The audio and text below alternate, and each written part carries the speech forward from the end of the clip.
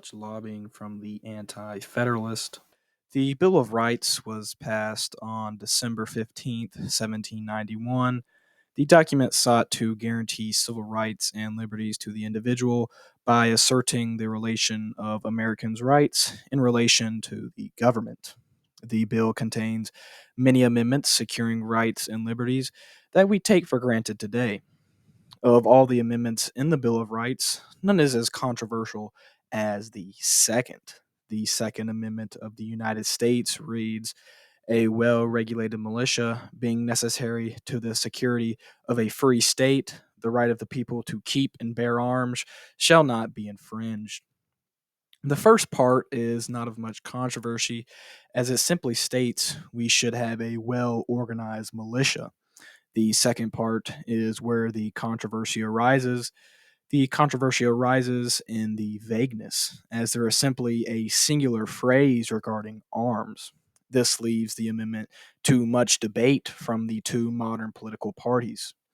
Democrats, sometimes named liberals, who want to make changes in the government and to the Constitution, and Republicans, sometimes named conservatives, who want the government and specifically the Constitution to relatively stay the same.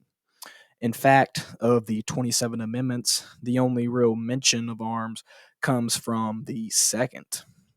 And there would be no real regulations on firearms until the 1930s with the National Firearms Act and Federal Firearms Act in 1934 and 1938, respectively. Both of these acts aim to cut down on gang violence and putting strict tax and regulatory requirements on Pacific guns, with the Federal Firearms Act of 1938 making it illegal for felons to possess firearms. Then in 1968, after the assassination of major figures like John F. Kennedy and Dr. Martin Luther King Jr., the Gun Control Act was passed. This act, passed by the ATF, sought to implement licensing and restrictions on the selling, manufacturing, and owning of certain firearms. This act would be the first time that the ATF or the government in general began to categorize weapons and make differing laws based on category. Categories implemented in the Gun Control Act of 1968 included rifles, shotguns, short barrel weapons, antique firearms, and the one we will be covering today, destructive devices. The Gun Control Act of 1968 gives a long description on what classifies as a destructive device. But in short, a destructive device is any explosive, such as a grenade or missile launcher, and importantly, any firearms that bore a barrel more than 1/2 inch in diameter.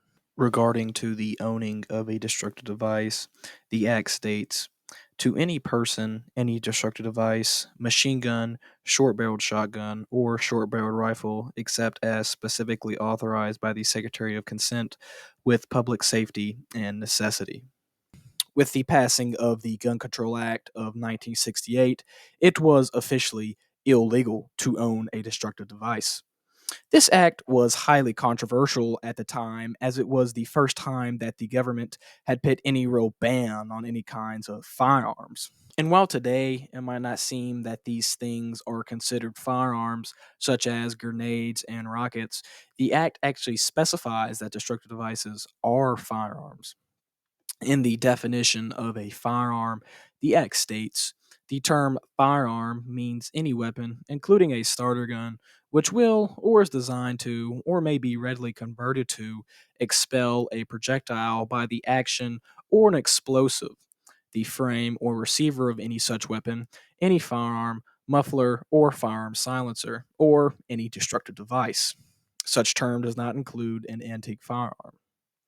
Looking at the act from a modern point of view, the only real firearms that the government banned in this act were large firearms and or heavy artillery.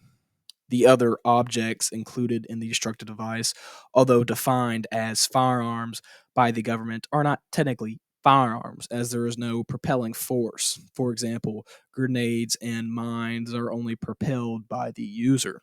While at first thought it makes sense to ban heavy artillery from everyday citizens, On further inspection, it might not seem like such a good idea. A reasonable conclusion that people make is that the more guns you have, the higher the crime rate is. And while this might be true for some niche situations, for the most part, there is no correlation between gun ownership and crime rate. In fact, if anything, there is actually a larger trend towards larger ownership and lower crime rates. While size and number of firearms are a little different, the concept still applies. Just because there is a higher chance of destruction does not always mean there is. Not only could citizens be safer with heavy artillery, the ban completely goes against a citizen's constitutional right, something that has been fought for time and time again. The ban completely goes against constitutional rights and the reason that Americans are able to own arms.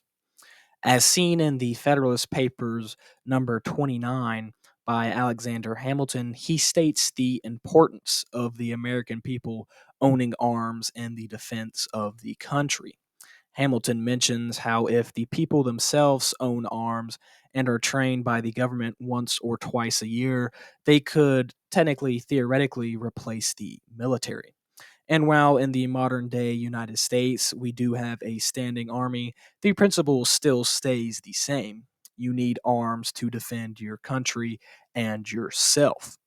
While the United States citizens are allowed to bear small caliber arms, acts like the Gun Control Act of 1968 make it illegal for heavy artillery.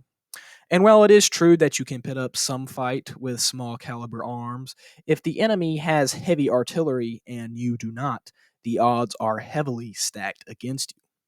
This concept applies not only to foreign nations invading the United States, but also in the case of a tyrannical ploy by the United States government themselves, which begs the question, do your small caliber arms do anything in the protection of your freedom? And is the government of the United States disillusioning the public into thinking that they have the means to protect their freedom when in reality they stand no chance? During the McDonald versus Chicago case in 2010, the Supreme Court ruled that the 14th Amendment extended to the Second Amendment, giving the individual interpretation of the Second Amendment to the states. This made gun laws that the federal government made in the past merely guidelines to the states in their own interpretation. The federal government does step in some instances, but in modern times, the concern of firearm regulations is mostly dealt with in the states. This leads to the individual regulations of destructive devices by states. Today, many states allow citizens to own and operate destructive devices. These states that prohibit the owning of destructive devices include Delaware, District of Columbia, Iowa, New Jersey, Rhode Island, and California requires a collector's and relics permit to own a destructive device. The McDonald versus Chicago case came from Otis McDonald in 2008 when he and others filed a suit in the U.S. District Court to challenge a 1982 Chicago law that banned new registration of firearms and made the registration a prerequisite of owning a firearm. And while Otis was not fighting for heavy artillery, he paved the way for it, and the principle is still the same. Otis set an example for all heavy artillery owning Americans or possible heavy artillery owning Americans. When your rights are restricted, it is your responsibility as a heavy artillery owner to stand up to the government. The story of owning heavy artillery is one we have seen time and time again. The government restricts rights, removes some restrictions, and then hopefully completely gives the citizens freedom. Just like it has always been, when citizens have limited rights, it is their responsibility to hold the government responsible.